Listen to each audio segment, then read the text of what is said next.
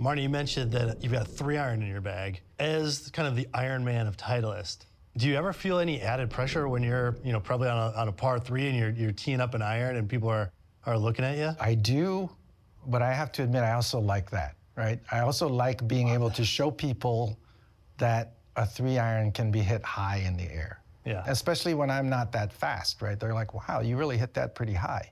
I was like, well, yeah, I think you just have to know how to hit a ball high. Marni. I'm not. You got some speed, buddy. I'm not that fast.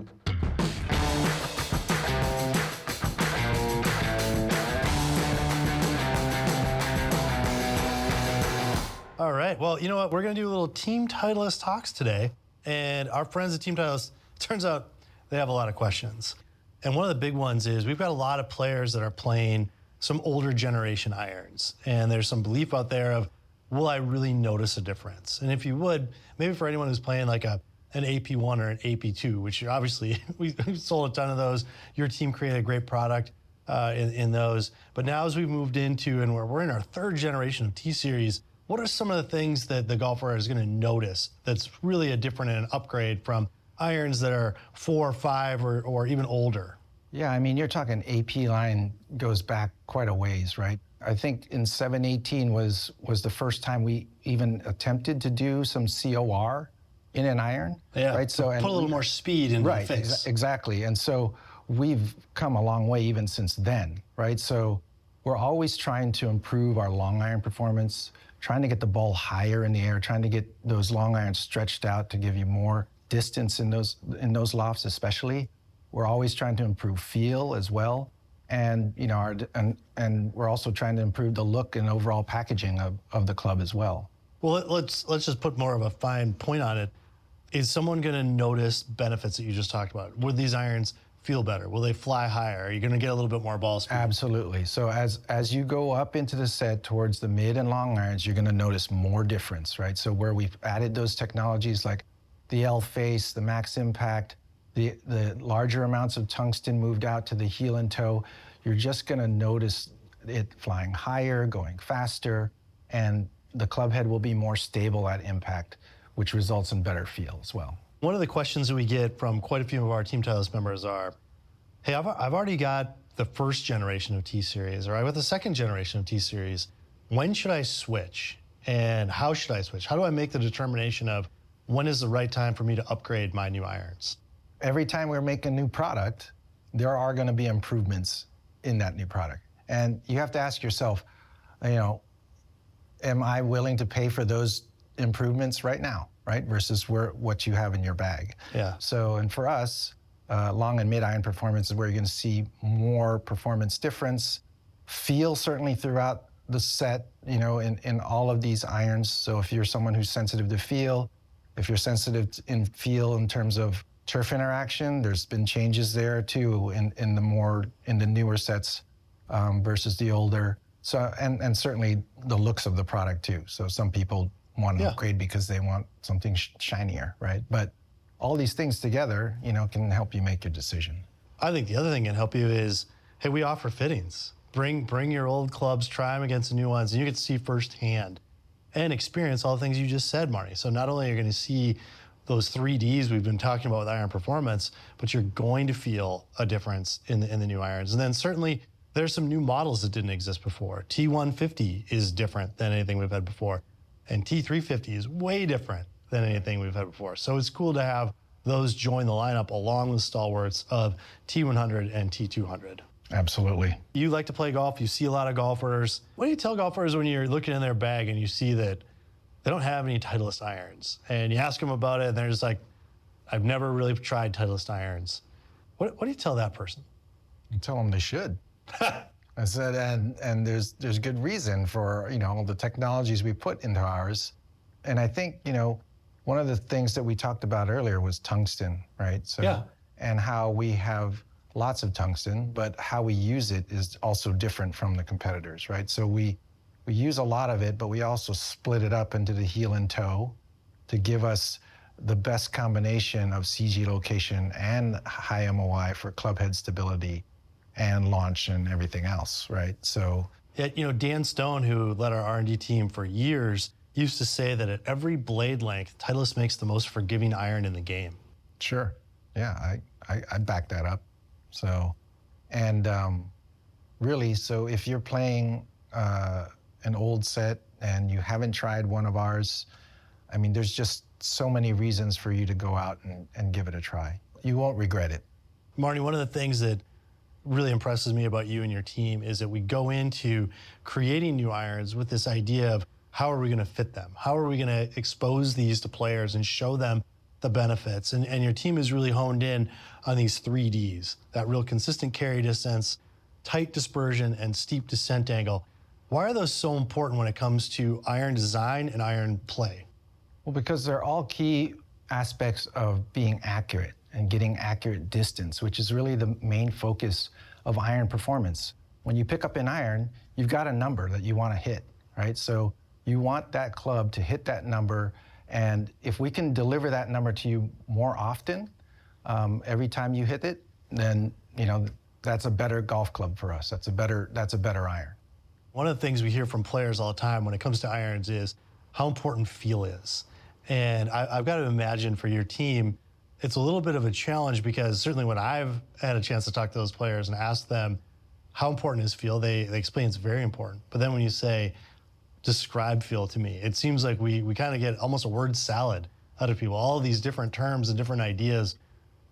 How does your team take all that feedback and turn it into something real? It's a very personal experience for each person, right? Feel is a personal Feel experience. is a personal experience.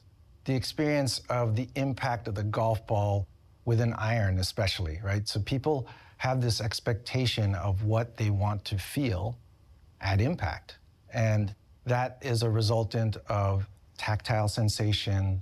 It's also a resultant of audible sensation and visual sensation too. Like when you see the golf ball coming off with the trajectory of a perfect impact, that all adds to this experience of what we call feel.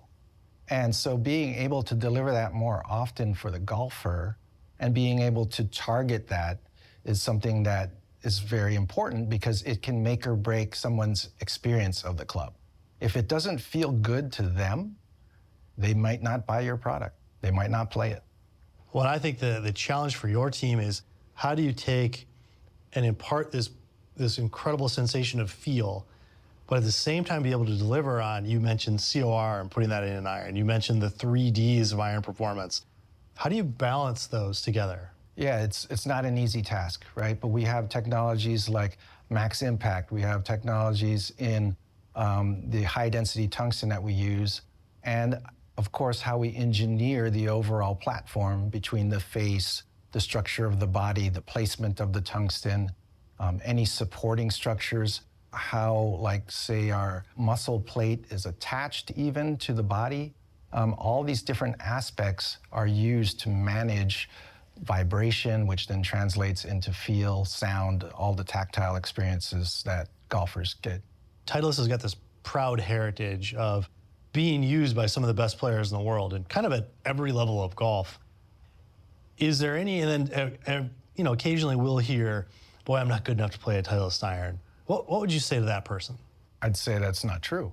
All right. Right? Yeah, nice. We have, succinct. Yeah, we have a range of products, right? And there are products that, probably are better suited towards players that are better, right? And we have other products that are suited for anyone, right? So we have a range of irons from T100 up to T150, 200 to 350 now that, really cover, I think, the gamut of players. So if you are a golfer, we have an iron that you can play. Oh, I love that, Marni. Great answer. Our friend Chuck Z wants to know, should he be playing a stronger lofted iron, a utility iron, or a hybrid at the top end of his bag? It's kind of a loaded question. Oh yeah, I can only imagine Right. what the guy in charge of iron design might suggest Well. to Chuck.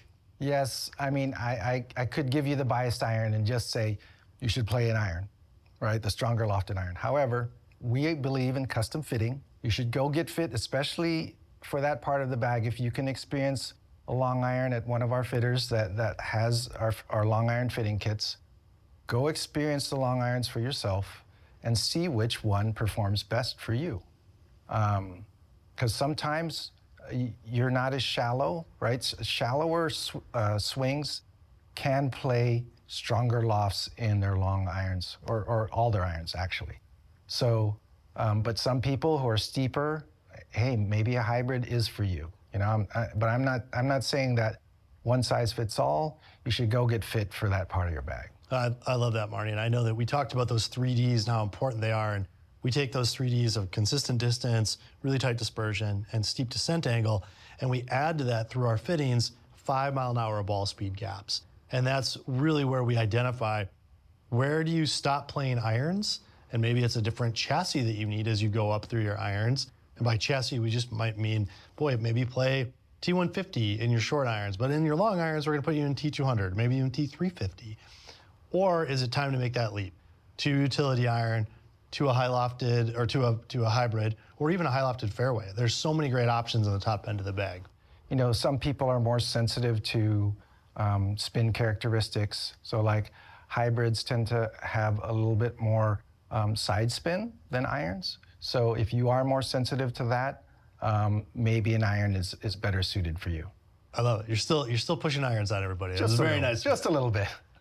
All right. Another friend of the show, Abdon, asks. He says, "Hey, I love the new T350 irons. I'm just curious as to why Titleist decided to add a new model as opposed to upgrading the T400." So, the 350, I would say, it's more of an evolution of the T300. Yeah. However, but I think however, it's more of a revolution. Yeah, right, yeah, I should use a revolution versus 300, in that the chassis was really, really changed, right? So we went from essentially a very deep cavity back design to, you know, hollow construction, much more similar to where the 200 is. Yeah. Right. So now we have the advantages of dual tungsten weighting in the heel and toe. We have the high strength steel L face as well. So adding all these technologies to this category now really warranted us having a new model here, as opposed to just saying, oh, this is a new version of T300 or T400. I agree. I think early on when we saw the prototypes your team was working on, we fought to make sure that it was a completely new name because of everything in there was different than prior gen T300 and gives us better performance. And when we do that, it's time for a new name. Yeah, and I think visually too, right? It also played the part visually. It absolutely looks very, very different from the T300, right? It's a whole new platform. Fred asks, he says, "Hey, I played 2021 T200s, 3 through gap wedge." So look at that, Marty. It's a lot of irons. Nice. You and Fred are pals. But he asks, is there any changes in the makeup of the clubs, specifically with the polymer backing? And I have a feeling what Fred's probably getting at is there a change in feel between 2021 T200 and the new T200? Absolutely. I mean, that was something that we got feedback on. It's like T200 performance, you know, spot on, it's great, it's fast, flies high. But if there was anything that we could have on top of everything that we've done, can you further improve the feel of this iron? And so that really was a target for not only T200, but for the whole T-Series line. But specifically for T200, I mean, so many things changed about that iron to improve the feel.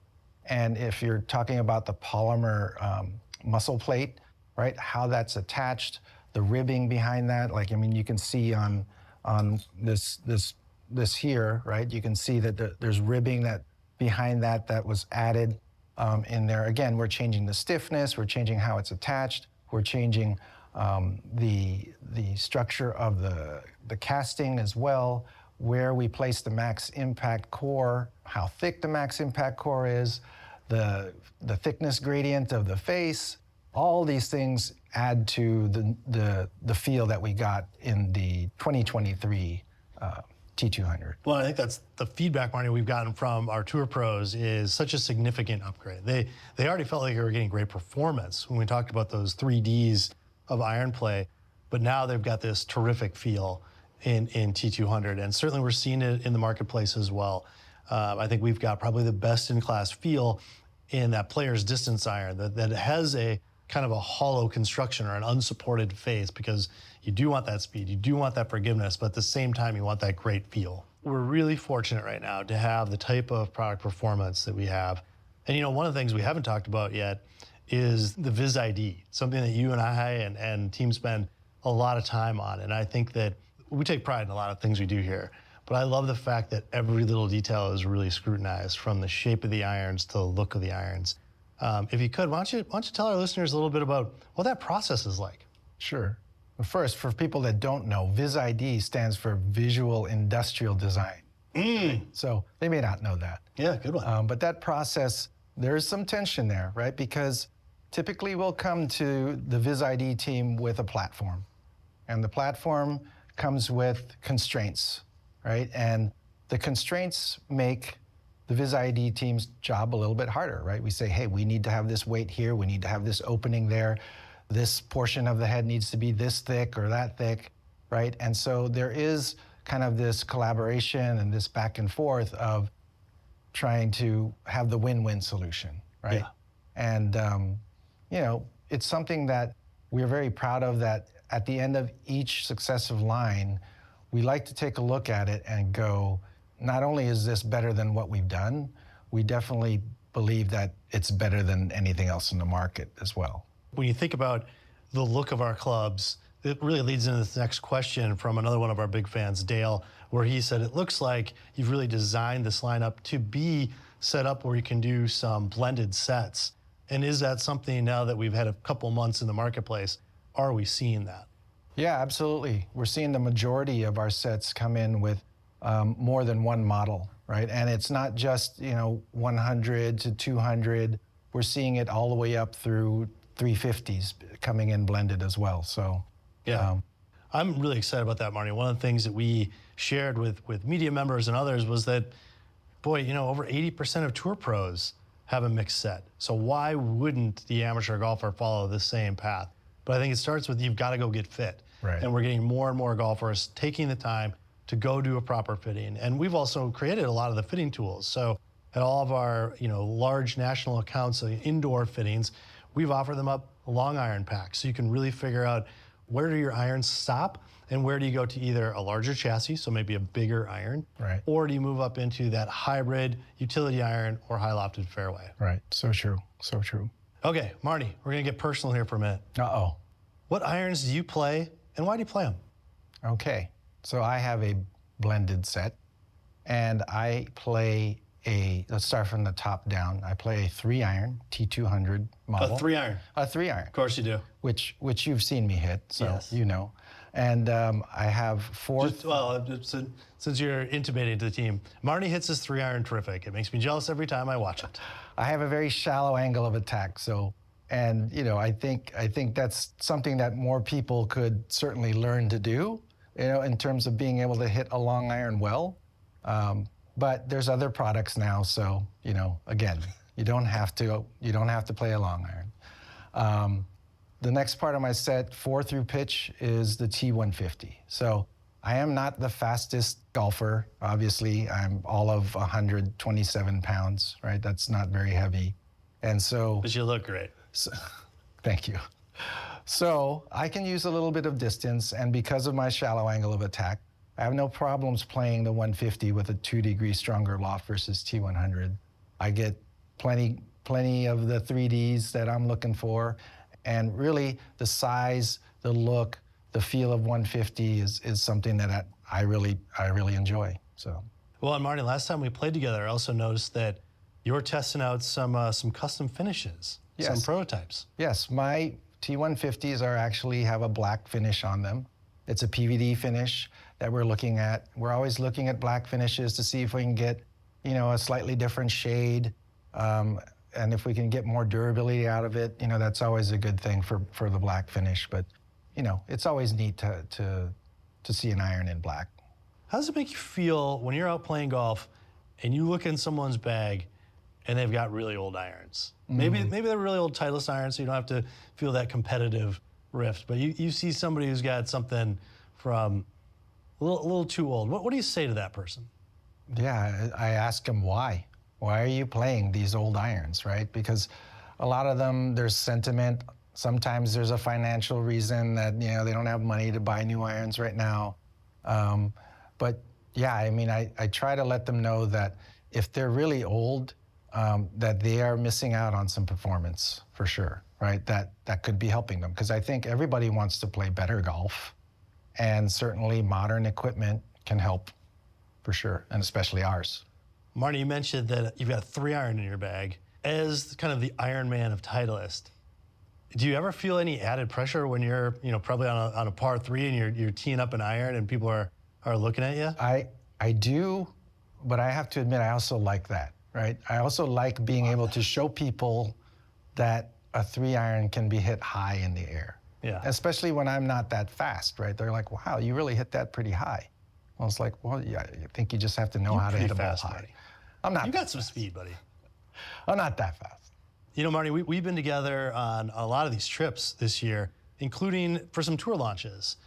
Are there any moments that stick out to you where you'd be like, gosh, that was kind of that was a really fun moment, or that was a really great memory of whether it's tour launch or even some of the media stuff we've been doing together? What kind of sticks out to you that when you talk to your friends, you're like, hey, this is something pretty neat we've been doing? Yeah, I mean, between the tour shoot and the tour launch, seeing tour players respond to 350 was pretty interesting.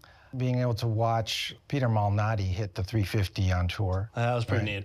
And just seeing him respond to how straight that product was for him. I mean, he said something like it's just always online, right? And for someone like Peter to experience a product like a 350, I mean, when you have that kind of speed and skill, the advantages of that technology are really on display, right? So he's able to hit it really high, really far, and really straight. Lee Hodges was another guy who was just really excited to test. I was hoping you go to that one. That was really fun.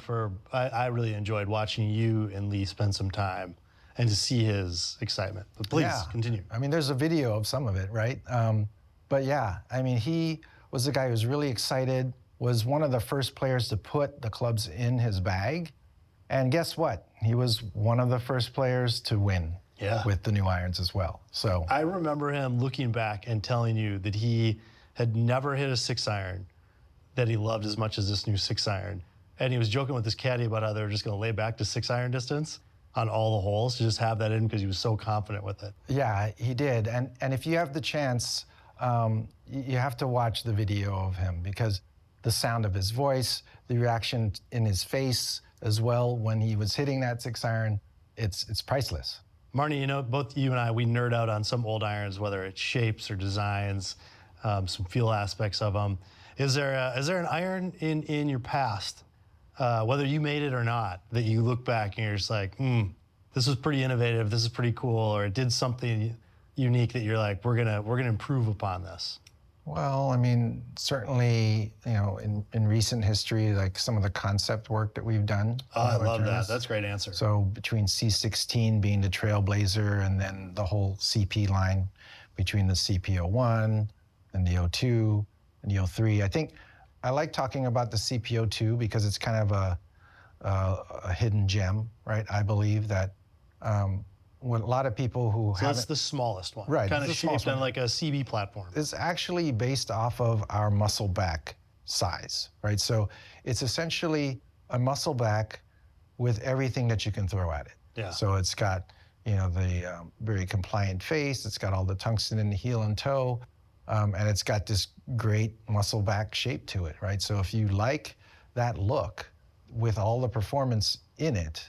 I don't know how many people I've let try, like say the 5 or the 4-iron of that product, and the difference that you see or the reaction you get from them on their face because of their expectation looking at the blade and then seeing where the ball flies when they hit it, it's a big disconnect for them, right? Because it looks like a blade, but it flies high and far. Well, I think that's one of the things that your team has done such a great job of taking ideas from our concept line and putting it in everything else. And as you said, people are shocked by when they look down at some of the Titleist clubs that may appear small, but they play big. Right. And I think that really stands out in what you guys are designing. Yeah, absolutely. I think the way to describe that is just they're very forgiving for their size, right? For sure. Forgiving, on off-center, and they're also forgiving of launch, especially in the mid and launch irons, where they get up. Marni, it's always fun spending time with you. Thank you so much for taking the time to answer a lot of these questions for the Team Titleist community. They love hearing from you.